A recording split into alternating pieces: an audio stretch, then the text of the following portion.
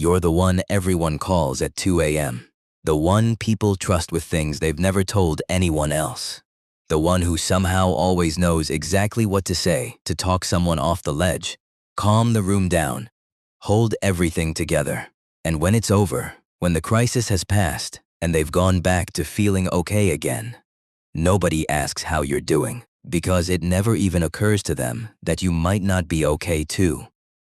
If that sounds familiar, you're in the right place, because today we're getting into the psychology of the fixer, the one who repairs everyone around them and somehow never gets repaired themselves. And here's what nobody's told you yet. This isn't a personality quirk. It's not just being a nice person. What's happening underneath it is a lot more specific and a lot more revealing than you've probably ever let yourself look at. Stay with me, because by the end of this, you're going to understand a pattern in your life that's been running quietly in the background for years. Let's start with the thing almost everyone gets wrong about you. People assume you fix others because you're generous, because you're kind, because helping just comes naturally to you. And sure, that's part of it. But if you're honest with yourself, somewhere underneath the helping, there's something else running the show. A pull you don't fully control. A discomfort that shows up the second someone near you is struggling, and you're not doing something about it. That's not generosity. That's a nervous system that learned, a long time ago, that other people's pain is your responsibility to manage. Here's where it starts to make sense. Psychologists who study family systems talk about something called the parentified child. It's what happens when a kid grows up having to manage an adult's emotions, a household's chaos, or a sibling's needs before they were old enough to manage their own. Maybe a parent was volatile, and you learned to read the room before you could read a book. Maybe someone was struggling, and you became the stable one by default, not by choice. And when that happens, something gets rewired early. You don't just learn how to fix people. You learn that your value, your safety, your place in the room depends on it. Being needed becomes the thing that makes you feel secure, not being loved for existing, being useful for surviving. So you carry that forward into friendships, into relationships, into rooms full of strangers, somehow. And your nervous system, the same one that learned to scan for a parent's mood at 7 years old, is still scanning, still looking for the crack it can slide into and be useful. Which brings us to the part that's genuinely strange. When you think about it, you don't just help people who need it. You get drawn to people who need it. There's a reason for that, and it's not bad luck. Researchers who study attachment have found that people with this kind of early caretaking role often develop a finely tuned radar for potential, an ability to spot exactly who someone could become if just one person believed in them and put in the work. And you're really, really good at spotting that. The problem is that radar doesn't come with an off switch. It fires around broken people specifically, because broken people are the ones who need what you're built to give.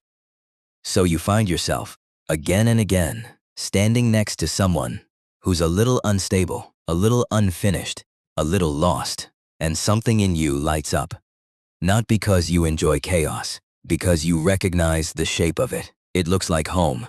And here's the part that stings a little if you let it. Healthy, stable people don't usually need much from you. There's nothing to fix, nothing to manage, nothing that makes that old part of you feel useful.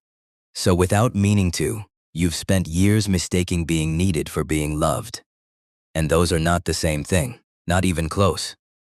Now here's what almost nobody tells you about being a fixer. And it's the part that actually explains everything else. While you're busy reading every shift in someone else's mood, tracking every flicker of tension in a room, managing everyone's emotional temperature before they've even noticed it themselves, you've built one of the most sophisticated skill sets a person can have. Real-time emotional intelligence, pattern recognition under pressure, the ability to stay calm while everyone around you is falling apart. That's not nothing. That's a genuinely rare capability. Most people spend their whole lives never developing it because they were never forced to.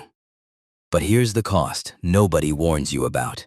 All of that processing power, every bit of it, has been pointed outward at other people's chaos, other people's crises, other people's pain. Which means the one person whose emotional world never gets that same attention is you.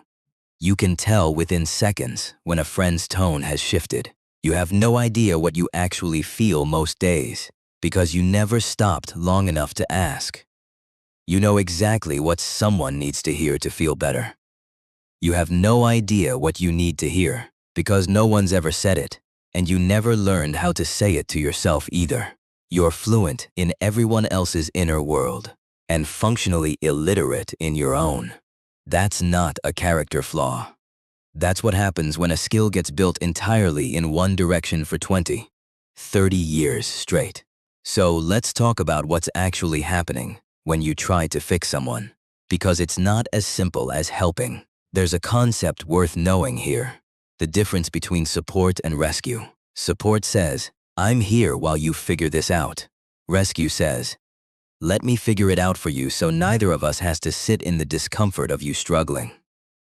Fixers almost always default to rescue, not because you think less of people, because your own nervous system cannot tolerate watching someone hurt and doing nothing. Their pain becomes your emergency. Their crisis becomes your project.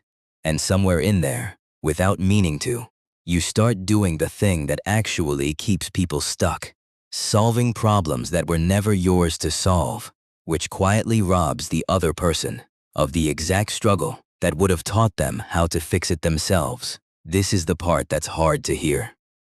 Fixing people doesn't always help them. Sometimes it just helps you, because as long as you're solving their problem, you don't have to sit still long enough to notice your own. And that's the real irony sitting underneath all of this.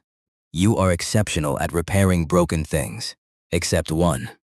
The one person you've never once put on the list. Ask yourself honestly, when was the last time you let someone show up for you the way you show up for everyone else? Not helped you, not gave advice, actually just sat with you in something hard, with no agenda, expecting nothing back. If you're struggling to think of an answer, that's not a coincidence. Fixers are usually terrible at receiving. Being on the other side of care feels foreign, even uncomfortable, almost like wearing a coat that doesn't fit. Some part of you feels safer giving than needing, because needing means depending on someone, and depending on someone means they could let you down the way people let you down before. So you preempt it. You take care of everyone first, so you never have to find out what happens if you ask and they say no. Here's the painful pattern this creates, and if you've lived it, you already know exactly what I'm about to say. You attract people who need fixing. You fix them. They stabilize, at least for a while, using your energy to do it. And once they're stable, once the crisis has passed, they don't know what to do with a version of you that has needs too. Some drift away because the relationship was never actually built to hold two people. Just one person holding and one person being held. Others stay, but only ever in the caretaking dynamic, because that's the only shape the relationship has ever had. And you're left standing in the wreckage of it, exhausted, resentful in a way you can't quite name, wondering why you keep ending up here. The answer is almost never, you keep picking the wrong people. The answer is that you keep playing the only role you were ever taught how to play. So what actually changes this? Not becoming colder, not caring less. That's not who you are. And trying to force that usually just makes you feel guilty on top of everything else. What changes it is smaller, and honestly harder. Learning to ask one question before you jump in to fix something. Is this actually mine to carry? Or am I carrying it because their pain is easier to manage than mine? That single pause, that one moment of hesitation before you fix, is where everything starts to shift. Because it's in that pause that you finally get to choose. Not react. It also means letting people see you struggle sometimes. Not performing okay. Not managing your own crisis quietly in the background while you handle everyone else's out loud. Actually letting someone else hold something for you even if it feels unbearably unfamiliar the first few times. That's not weakness.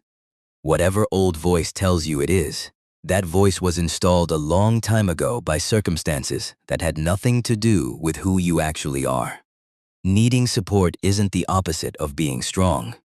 It's what strong people do when they've finally stopped confusing invulnerability with worth.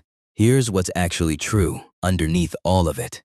You didn't become a fixer because something is wrong with you. You became one because somewhere, a long time ago, you learned that being needed was the safest way to be loved. And it worked. It got you through. It made you remarkable at reading people, steady under pressure, generous in ways most people never learn to be. But you are not just the person who holds everyone else together. You are allowed to fall apart sometimes too. You are allowed to need things and ask for them directly, instead of earning them through exhaustion. You are allowed to be fixed, not just be the one who fixes. And the people who are actually meant to stay in your life, they won't need you to be endlessly capable to love you. They'll want the version of you that gets to rest, too. If this described you more than you expected it to, subscribe.